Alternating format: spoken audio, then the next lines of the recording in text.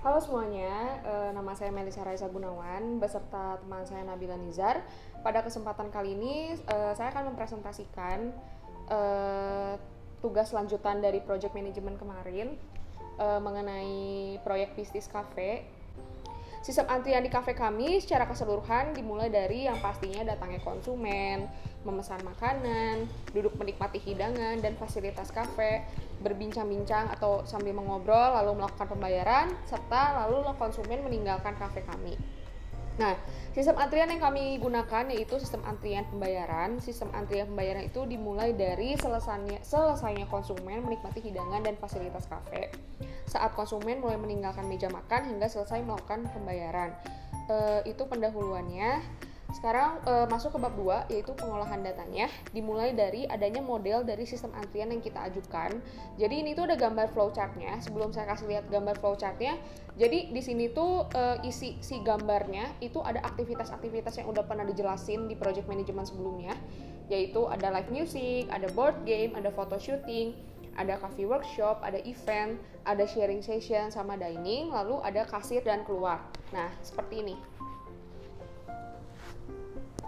Seperti ini. Ini tuh maksudnya gimana? Nah, jadi customer atau konsumen itu bisa melakukan aktivitas berbarengan. Contohnya, misalnya mereka sambil main board game sambil ngedengerin live music, misalnya kayak gitu. Misalnya sambil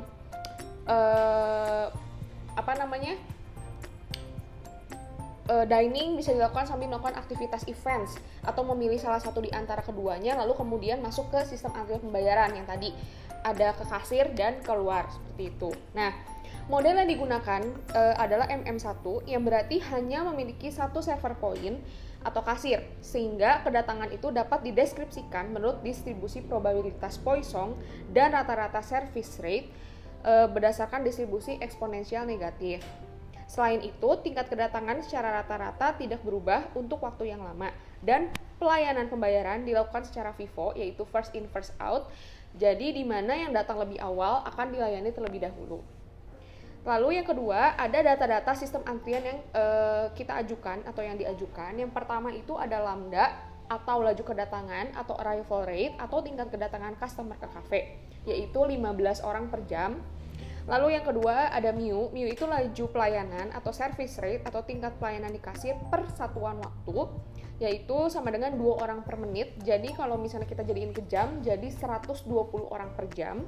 Lalu ada data berikutnya yang kita jadikan 240 orang per jamnya.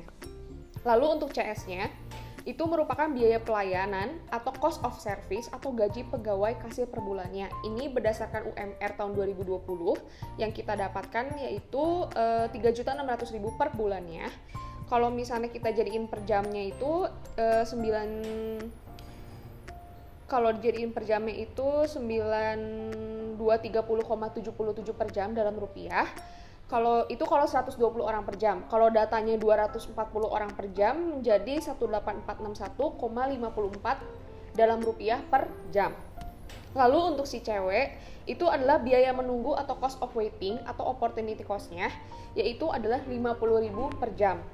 Lalu yang terakhir adanya lama operasi sistem antriannya itu jadi dari jam 9 pagi sampai jam 10 malam yaitu 13 jam durasinya. Nah, yang ketiga ada deskripsi alur dari sistem antrian atau flowchartnya. Ini juga sama yang tadi udah dijelasin. Jadi customer itu bisa milih satu atau lebih jenis jasa yang ada di kafe kami.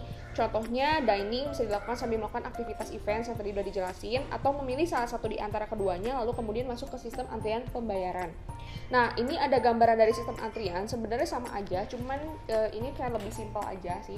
Sebenarnya ini sama, ini aktivitas-aktivitasnya, terus ini untuk melakukan pembayarannya, terus dia meninggalkan kafe atau ya udah selesai di kafe melakukan aktivitas dari kafe kaminya. Nah, jadi dalam sistem antriannya normal atau tidak dalam keadaan normal tuh maksudnya nggak dalam keadaan hari raya besar atau hari raya libur kayak seperti itu atau dalam pandemi COVID. Jadi di kafe kami itu data yang diambil dari sistem antrian kasir terutama data laju kedatangan, laju pelayanan dan biaya menunggu diambil berdasarkan keadaan normal seperti yang telah dijelaskan. Nah, selanjutnya adalah perhitungan data yang diajukan berdasarkan model sistem antriannya. Yang pertama ada LS. LS itu adalah average number in the system, yaitu 0,14 orang per jam. Ini datanya kita ambil dari POMQM. Lalu ada LQ. LQ itu average number in the queue atau di antriannya itu 0,02 orang per jam. Terus ada WS. WS-nya itu adalah average time in the system, yaitu 0,01 jam. Sedangkan kalau WQ itu adalah average time in the queue, itu adalah 0,07 menit atau 4,29 detik, itu datanya. Lalu untuk tabel probabilitasnya, nah kalau kita lihat tabel probabilitas itu ada K. Di tabel itu ada huruf K. K itu artinya apa sih? K itu adalah artinya banyaknya orang atau customer dalam sistem dalam satu waktu. Nah, contohnya nih. Nah, contohnya adalah di data sini itu ada kemungkinan ada satu orang dalam waktu bersamaan itu bobotnya adalah 11%. Terus kemungkinan dua orang dalam waktu bersamaan itu adalah 1%. Terus 3 sampai 3, 4 dan 5-nya itu kan menunjukkan angka 0 atau mendekati 0.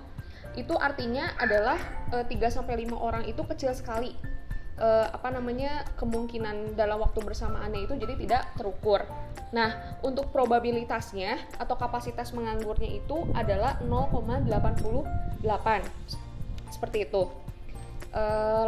Selanjutnya adalah perhitungan biaya yang dihabiskan oleh sistem antrian selama 1 tahun, yaitu waiting cost-nya. Itu dapat dari mana sih si harganya? Itu ada di POMQM-nya juga, di cost labor-nya. Cost labor waiting atau waiting cost-nya itu adalah 1123,86 rupiah per jam dikaliin 13 jam waktu operasi kafe kita, dikali kan ini dalam antriannya, sistem antriannya selama 1 tahun, jadi kita kaliin 365 hari, yaitu sama dengan 480 37715,7 dalam rupiah per tahunnya. Selanjutnya akan dilanjutkan oleh teman saya Nabila Nizar. Terima kasih. Nah, selanjutnya saya akan menjelaskan analisa sistem antrian. Pertama, analisa penjelasan mengenai model antrian yang cocok, nilai alfa, nilai mu, nilai CW, dan nilai CS yang diajukan. Nah, model antrian yang kita gunakan itu MM1. Lalu nilai alfa dan nilai mu yang kita gunakan itu satuannya per jam karena dianggap lebih stabil. Kemudian ada CS yang merupakan gaji pegawai kasir, dan CW yang merupakan rata-rata pendapatan dari pelanggan yang tidak dapat dine in di cafe karena menunggu sehingga menjadi opportunity cost. Kedua, saya akan menjelaskan tentang analisa pengambilan perhitungan menggunakan WQ atau WS. Nah, di cafe kami kita memilih untuk menggunakan WQ karena sistem antrian lebih menonjol dibandingkan sistem di cafe kita secara keseluruhan, makanya kita lebih memilih WQ dibandingkan WS. Lalu ketiga, ada perbandingan hasil jika dapat menambahkan server di dalam sistem. Nah, di sini kita melalui perhitungan di POMQM, kita mencoba menghitung jika kita menambah 1 server lagi atau menjadi 2 server atau kasir. Nah, berdasarkan hasil perhitungan kami, kalau menambah 1 kasir lagi itu malah akan menambah total cost karena server cost-nya naik. Nah, walaupun waiting cost-nya jadi turun karena jumlah kasir semakin banyak, nah tapi dirasa kafe kami itu sudah cukup jika hanya mempekerjakan 1 kasir saja. Lalu keempat, ada penjelasan apakah sistem dapat diubah untuk memenuhi model antrian yang lainnya. Nah, kenapa kita menggunakan model MM1? Karena single phase atau 1 jalur dan 1 server atau 1 kasir. Nah, kenapa kita tidak menggunakan MMS? Karena berdasarkan perhitungan sebelumnya, MMS itu total cost lebih mahal sehingga tidak ekonomis. Lalu kenapa kita tidak menggunakan MD1? Karena lamanya laju pelayanan tidak mungkin konstan. Nah, dan terakhir, kenapa kita tidak menggunakan finite source? Karena jumlah konsumer yang tidak terbatas atau tidak tentu. Nah, terakhir kelima, saya akan menjelaskan analisa pengaruh dari pandemi COVID-19 terhadap sistem antrian dan mode antrian yang diajukan. Nah, pengaruh pandemi COVID-19 terhadap sistem antrian itu bervariasi dari waktu ke waktu, tergantung dengan jenis PSBB yang diterapkan oleh pemerintah. Pada PSBB tahap awal, semua kegiatan usaha ditutup sehingga tidak dapat beroperasi sama sekali. Nah, setelah itu, setelah PSBB tahap selanjutnya, kegiatan usaha sudah dapat beroperasi. Nah, tetapi laju kedatangannya atau alfanya itu jauh lebih rendah. Nah, sekian presentasi dari kami. Terima kasih.